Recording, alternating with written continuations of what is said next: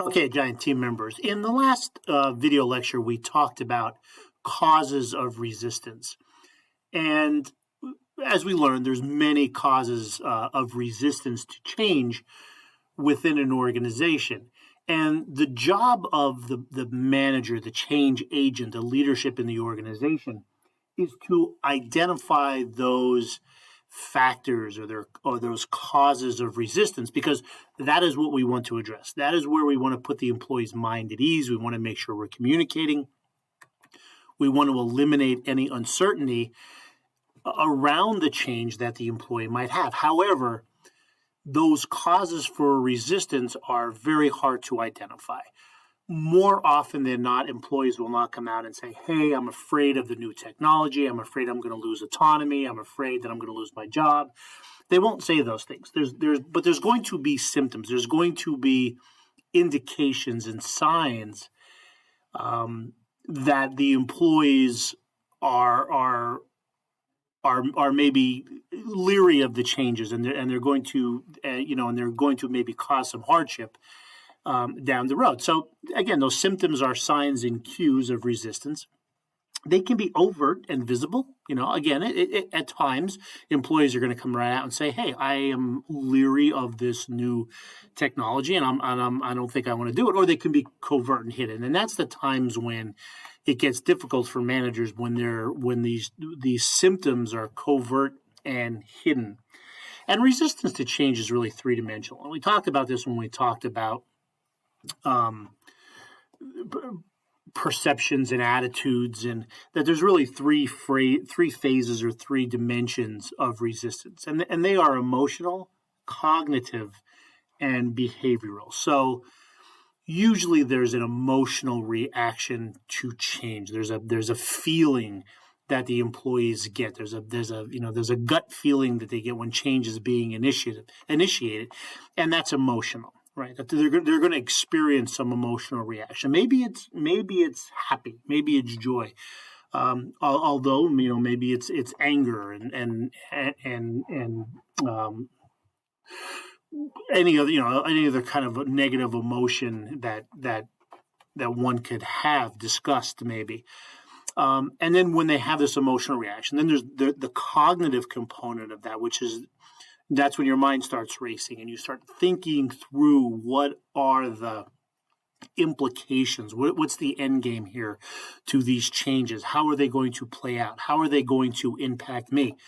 And again, this is just a cognitive exercise where employees are thinking about this. And as we learned in many classes, those future thoughts, those thoughts about what's going to happen, those thoughts about what change is going to bring about, are usually negative in nature. They're not, hey, I'm going to benefit from this. It's how is this going to impact me? How is it negatively going to impact me? And what's going to happen to my job, to my livelihood? And then comes the behavioral component, and they're going to act out maybe in a very overt way, and they're going to start missing work, or they're going to not be doing their assignments or handing in their assignments late, or it could be more subtle.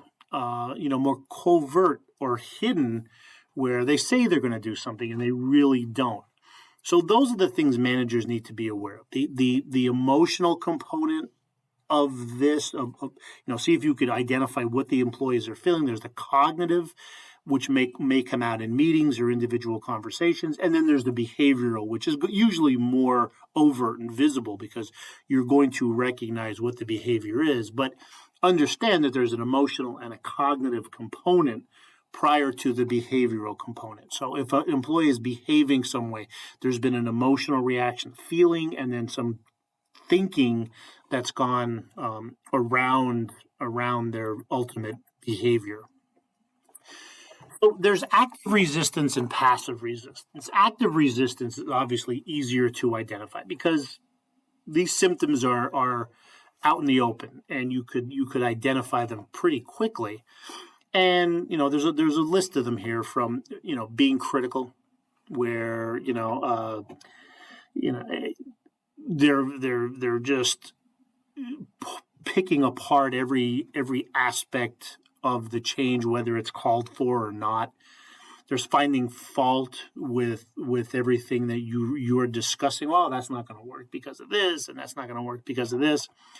They could be ridiculing them, making fun of the change that's being proposed, arguing, whether in meetings or in one-on-one time together. There's appealing to fear, maybe with other employees, or even with talking to management that this isn't going to work and it's going to shut the company down. It's going to change the culture of the organization. They may start rumors. There's that informal chain of communication, that rumor mill that runs through the organization. So they could be starting rumors that, hey, I heard that this is going to happen. I heard that they're going to lay off 20% of the people. I heard this. So those things, again, usually aren't. They're usually made up or some small facet of what's really going on. But that's something that could happen. Same way as they just distort the facts and just kind of make them. They set the facts up to fit their narrative of what they want to say. There's blaming and accusing going on. It could be intimidation and threatening language that's going on.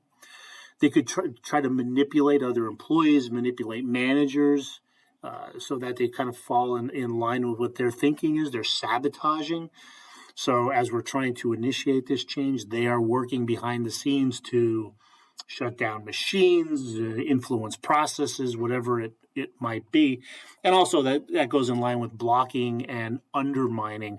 And all those things are in some way, shape, or form interrelated, that, as you're sabotaging, you're also undermining and maybe distorting the facts and starting rumors that are going on. So those are active resistant tactics that employees could take. And again, those are much easier to identify as a manager because they're very much out in the open.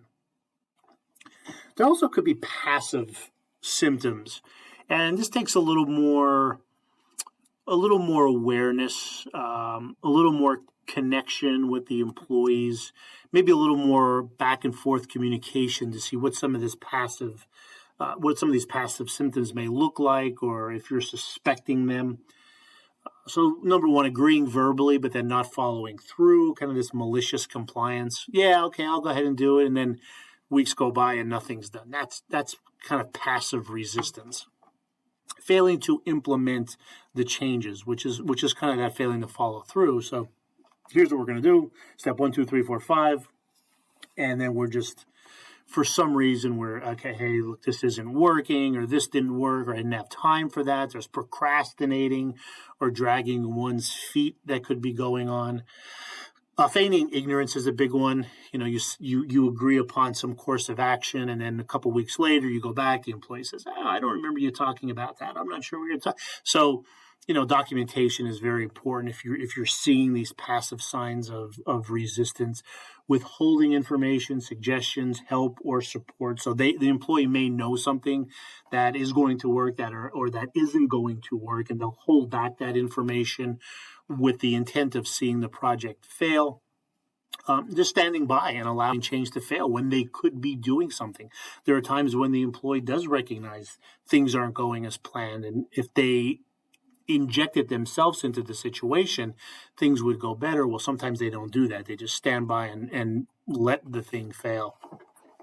Managers can also be seen as resistors. They're usually represented as the advocates of change. They're the ones who are usually in charge or somewhat ancillarily related to the change.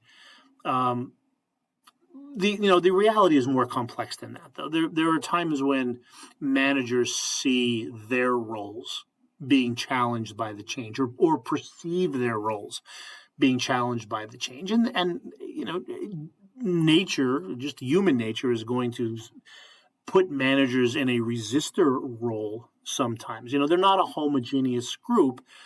They're not all on the same page. They're not all the exact same type of individual. So managers in one part of an organization could support change, but those in another may oppose it because they may perceive the change to have a negative impact on their department and their people and maybe even their livelihood. So what may look good to the research and development department might not look good to the marketing department. So you might get some change from those managers and there's those employees over there. And middle managers certainly play a crucial role. They are important players in determining the success or failures of change initiatives. So making better decisions, getting higher consensus, getting everybody on board, improved implementation plans, plan for the implementation, communicate the implementation, meet the resistance to the change, and really plan out that process. And then that should lead to better organizational performance.